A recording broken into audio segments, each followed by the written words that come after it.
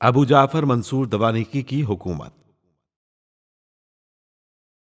ابو العباس صفاح کے مرتے ہی ابو جعفر منصور دوانیکی کو اپنے بادشاہ بننے کی فکر ہوئی۔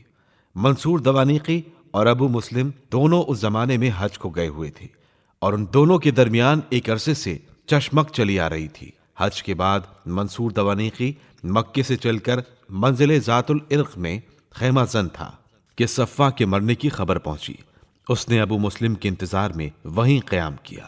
جب وہ پہنچا تو سارا حال سنا کر کہا، تم اپنی جمعیت کے ساتھ فوراً رہ چلے جاؤ اور صفاح کے تمام مال کو اپنے قبضے میں کر کے وہاں کی رعایا کو میرا فرما بردار بناؤ۔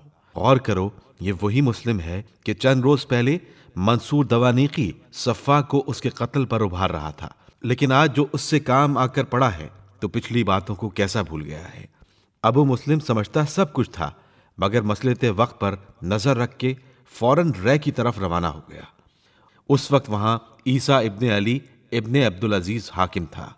اس نے صفاح کی خبر مرگ سن کر لوگوں سے اپنی بیعت لینا شروع کر دی تھی۔ ابو مسلم کے وہاں پہنچتے ہی وہ کانپ گیا اور اس سے معافی کی درخواست کی۔ ابو مسلم نے اس کی خطا معاف کر کے تمام علاقے کا خاطر خواہ انتظام کیا۔ یہ منصور دوانیکی کی سلطنت کے متعلق اس کی پہلی خدمت تھی۔ اس کے بعد ایک اور فتنہ اٹھ کھڑا ہوا۔ مروان حمار کی شکست کھانے کے بعد شام کا تمام ملک عبداللہ ابن علی عباسی کی حکومت میں تھا۔ صفاح کے مرتے ہی اس کی نیت بدل گئی اور یہ مشہور کرنا شروع کر دیا کہ صفاح کا ولی عہد میں ہوں۔ نتیجہ یہ ہوا کہ وہ بہت جلد شام میں خود مختار ہو بیٹھا۔ یہ حال سن کر منصور دوانیکی بہت پریشان ہوا۔ پھر ابو مسلم کی طرف رجوع کرنا پڑا۔ پہلے تو اس نے انکار کیا، لیکن جب اصرار بڑھا تو مجبوراً اس مہم کے لیے بھی اسے جانا پڑا۔ عبداللہ اس کے مقابلے کی تاب نہ لا کر بھاگ کھڑا ہوا اور بصرہ میں اپنے بھائی سلیمان کے پاس چلا گیا۔ منصور دوانیکی نے ایک سخت خط لکھ کر سلیمان سے عبداللہ کو مانگا۔ اس نے جان کے خوف سے حاضر کر دیا۔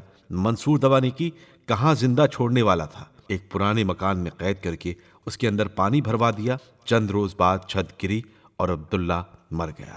یہ واقعہ 136 ہجری کا ہے۔